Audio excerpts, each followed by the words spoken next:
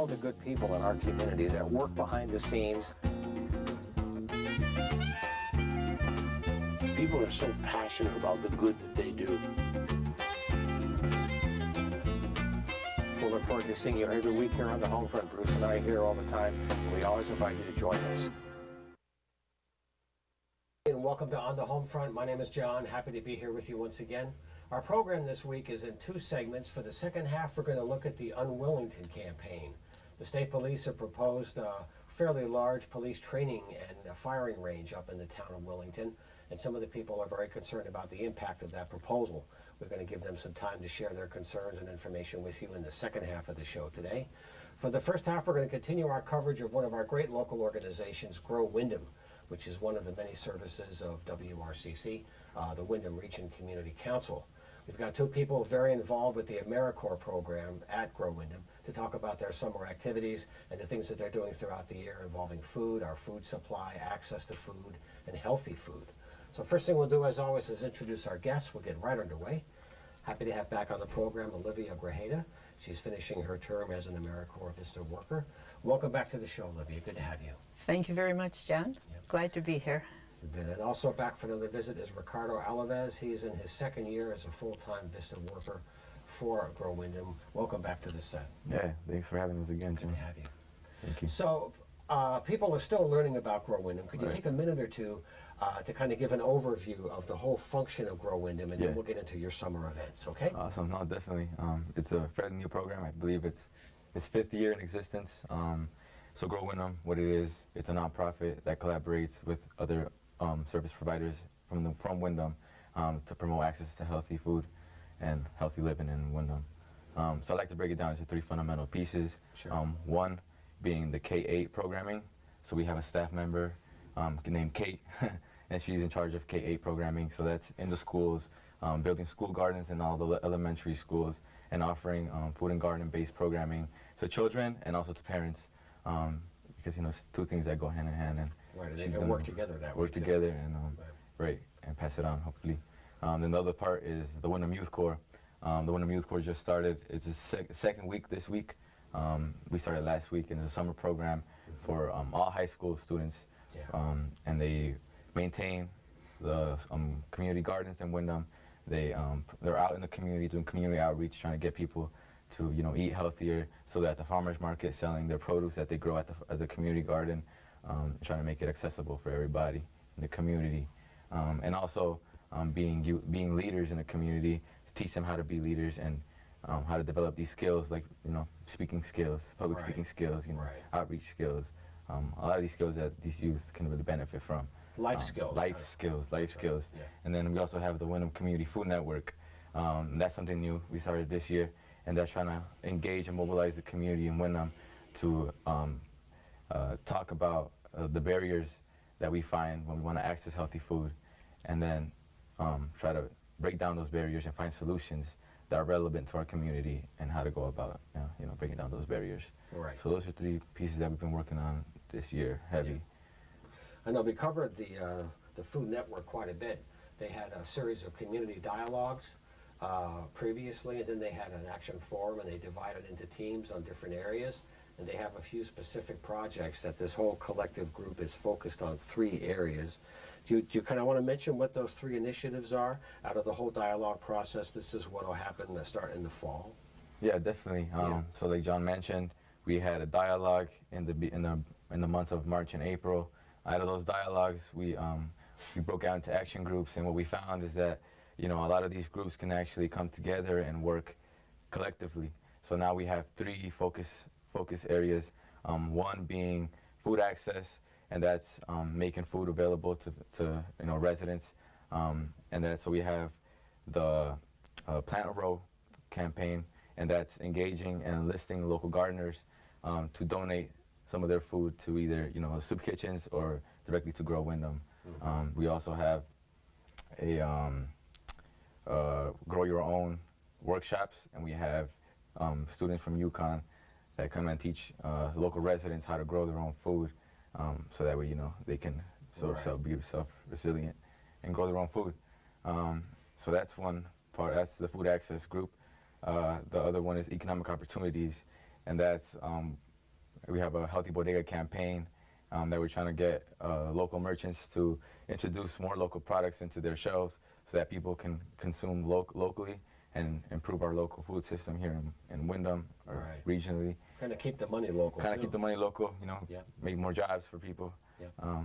So that's that piece. The other piece is we're trying to develop a buy local guide for merchants so that they could, know what the source is, what the prices are, it's the seasonality because, New England, it's very seasonal, so we get different foods every Different times season. of year, that's right. Yeah, that's right. And so then we have, regulations, what kind of regulations do they need in order to buy local? Right. So stuff like that. And then the other one is called the initiative. And that's sort of the focus group that kind of holds all these two together.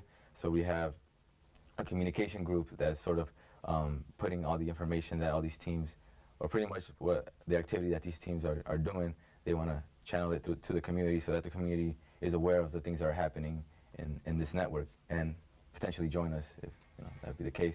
So we have that. We also have a community building group, and they're focused on hosting a community event on August 29th. That you should all check it out. We're inviting service providers, agencies, community groups to come to Click and have a potluck and find ways to make Windham a healthier place. I think it starts at 4 p.m. and goes into the evening on the 29th of August. That's right. It starts at 4 p.m. Yeah. And you can bring a dish, whatever you Yeah. like, and we can all share. We're going to have people from Grow Windham back in August to give an update when they have a lot more of the program prepared. But Olivia, one thing that you're focusing on a lot has to do with access to meals in the summertime when school is out. So could you talk about what you're doing and how you're using your energy? That's very accurate. I am working somewhat with the high school students in the gardens and with them doing some outreach to the community. We passed flyers on Friday. Prior to that, though, I made contact with all of the sites that we have in Windham in the summer. The purpose of the summer foods program is nationwide, but in Connecticut and particularly in Windham, we're trying to grow the numbers. People don't realize that many of the children are on breakfast and lunch at school, and in the summertime they don't have that, and it stresses the families. Yeah.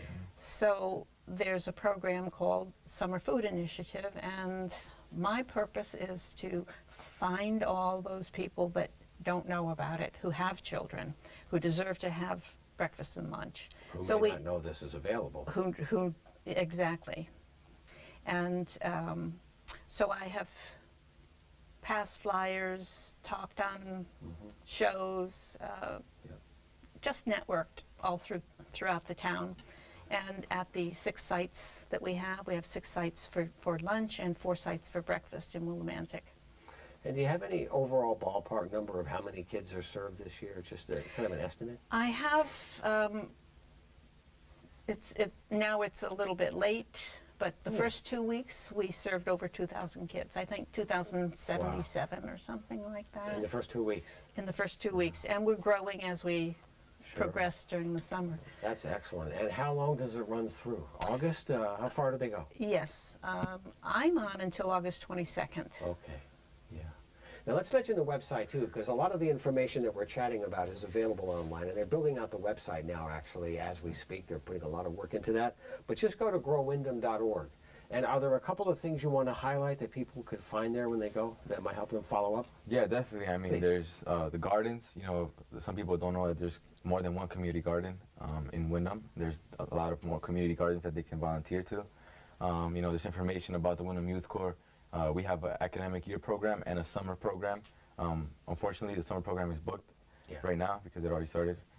But there's also an academic year program that will start in October. So if you're interested or know anybody that's interested, look us up. There's applications there as well. Yeah. And calendar for future events we'll be posting up. Yeah. And they'll find out more about the August 29th event. You'll get a lot more information about that as they confirm all the events. They're going to have a lot of things that day. Well, let me ask you a personal question, though. What's it like when you're working with young people that, the cliche is they want to play with their digital devices or they want to be connected somehow online. But the idea of digging the dirt, pulling the weeds, and getting into it in the ground is a challenge. So what's it like when kids get through that and you see the light bulb go off and they first have a hesitation, but then they get it? Right. I mean, you're smiling already, actually. But so what's it like on your end when you see that happen? Yeah, I mean, it's wonderful. It's a good feeling. You know, I could talk to that because I sort of grew up like that. My grandfather used to take me to the fields, and I always want to stay home and play. And I'm like, man, grandfather, I want to stay and play with the kids. But you know what? He took me out and he showed me the importance. He showed me the values that we carry on through growing our own food. Because it's not only just growing food, but you're also providing food for your people and making sure that they're healthy and that they're stable. And I think once they get that, they're really motivated to go home and dig up, maybe put some little carrots in or some cilantro, something that grows fast. And when they see it pop up, it's like, oh, wow, like this is my work. This is what I did. And there's a couple of youth that I worked with last year and this year. They have their own little garden and they talked to me about it. And we're over here talking about gardens. And last year, I remember we were struggling, like, man, you just get dirty, man. It's not gonna do anything to you. Right. So it's really awesome to see that transition sort of to them really get it. The dirt does wash off. The dirt does wash off, exactly. And how is it for you, Olivia, when you see young ones now? Two things. Last week, there's a summer camp for little kids. They were like kindergarten. They were very little. And a couple of groups were brought up to the gardens that the high schoolers and myself and others were weeding. But the little ones had the opportunity to find something purple. And then they were able to pick an eggplant and then taste it, and they were so excited.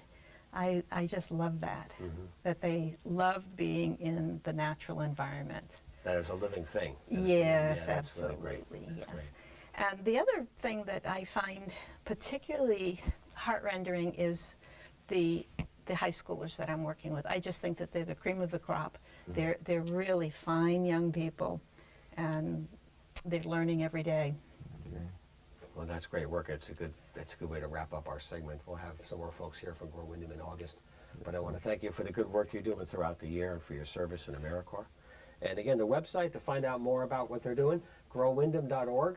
You'll find out about all their programs. And if you know of any people that might qualify for that lunch program, just contact them and you'll find out right away how to get involved and where to go. There's sites all around town.